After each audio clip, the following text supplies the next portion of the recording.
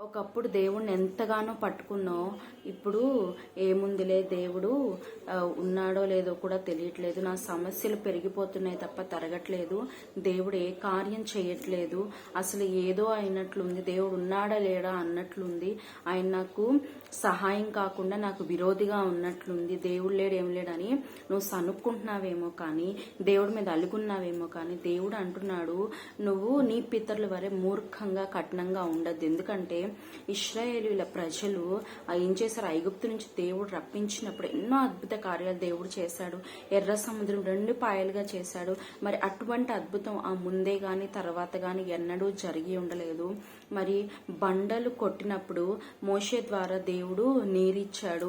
వారికి కావాల్సిన ఆహారం వారి చెప్పులు పాతకెళ్ళలేదు, వారి బట్టలు మాయలేదంట.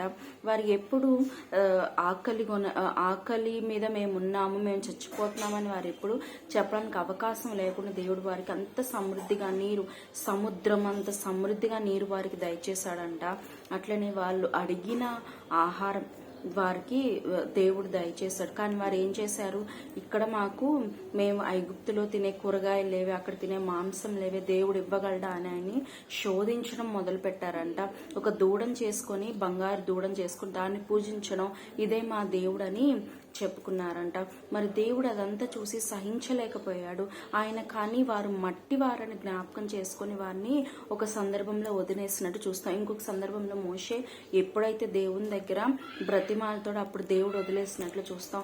చాలా సార్లు ఇశ్రాయేలు ప్రజలు దేవుని శోధించారు, ఆయన యందు విశ్వాసం ఉంచలేదు. ఇన్ని కార్యాలు చేశారు కదా దేవుడు, మమ్మల్ని ఎందుకు ఇంతవరకు నడిపించాడు కదా, కనాన్ దేశానికి తీసుకువెళ్తాను, ఇంతవరకు నడిపించిన దేవుడు ఫర్దర్ గా కూడా నడిపించడా అన్న ఆలోచన, అన్న విశ్వాసం, అన్న నిరీక్షణ వారికి లేదు. ఎంతసేపు వరల్డ్లీ థింగ్స్, ఈ లోకంలో మేము ఏమి నింపుకోగలం, ఏమి మేము సమృద్ధిగా ఉంచుకోగలం, ఎట్లా ఆనందించగలం, ఎట్లా అని చెప్పేసి ఎంతసేపు సైతాన్ని వారు ఆనందపరిచారే తప్ప దేవుణ్ణి వారు మరచిపోయారు.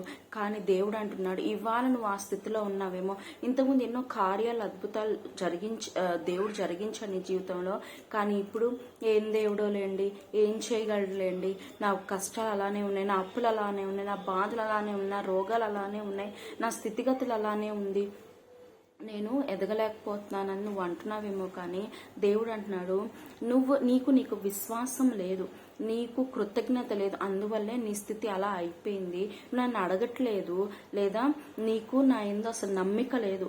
మరి దేవుని దగ్గరికి ఎంతో మంది రోగిస్తులు వచ్చినప్పుడు వారికి దేవుడు మొదటగా ఏం చెప్పాడు, నీ విశ్వాసమే నేను స్వస్థపరిచినని దేవుడు చెప్పాడు. మరి అట్లనే నువ్వు విశ్వాసం కలిగి ఉంటే ఆయన నీ జీవితంలో కార్యం చేస్తాడు. నువ్వు ఎప్పుడైతే విశ్వాసం కలిగి ఉండి, ఎంత కష్టంలో కూడా నాకు ఏమీ కాదు, ఏ కీడు జరగదు, ఎలాంటి బాధ నేను అనుభవించను అని చెప్పి నువ్వు నమ్మకంతో ఆయన మార్గంలో ముందుకు వెళ్తావో, అప్పుడు ఆయన తప్పక నీ విశ్వాసాన్ని మెచ్చి ఆయన నీకు కావాల్సింది ఇవ్వగలడు. ఆయన నీకు నాకు కావాల్సిన టైంలో ఆయన ఇవ్వట్లేదే అని చెప్పేసి స్ట్రైట్ వేలో వెళ్లాల్సి నువ్వు అడ్డదిడ్డంగా వెళ్తే ఏమైపోతుంది, నరకంలో పడిపోతావు. మరి దేవుడు అంటున్నాడు, ఏదేమైనా సరే నా మార్గంలో ఉన్నాడు, నా ఆజ్ఞను నువ్వు గైకొను, నేను నిన్ను ఆశీర్వదిస్తానని దేవుడు చెప్తున్నాడు. మరి చేయగలవా అది? ఆయన యందు నిరీక్షణ ఉంచగలవా? ఆయన యందు హోప్, ఆయన యందు నువ్వు విశ్వాసం ఉంచగలిగితే ఆయన తప్పక నీ జీవితంలో కార్యం చేస్తాడు. దేవా, నిన్నే నేను నమ్ముకున్నాను, నాకెవరు లేరయ్యా, నువ్వే సహాయం చేయను. నువ్వు ఆయన కాళ్ళు పట్టుకున్నప్పుడు ఆయన తప్పక నిన్ను ఆయన విడిచిపెట్టే దేవుడు కాదండి. నీకు అనిపిస్తుందేమో నన్ను విడిచిపెట్టేశాడు ఆయన, ఇంకా నాకు ఏ గతి లేదని నీకు అనిపిస్తున్నప్పుడే దేవుడు ఇంకా గొప్పగా మనతో ఉంటాడు, ఇంకా గొప్ప ప్రజెన్స్ మనతో ఆయనకు ఉంటుంది. కాకపోతే మనం దాన్ని తెలుసుకోలేమంతే. దేవుణ్ణి మరి మనం అడుగుదామా, దేవా నీ ప్రజెన్స్ నాకు తెలియచేయి, దేవా నాకు సహాయం చేయ. నువ్వు ఎప్పుడైతే ఆయన దగ్గర ఎలుగెత్తి నువ్వు అడుగుతావో ఆయన తప్పక నీ విశ్వాసం చొప్పున ఆయన నీకు జరిగించి మేలుతో తృప్తిపరుస్తాడు. ఆమేన్.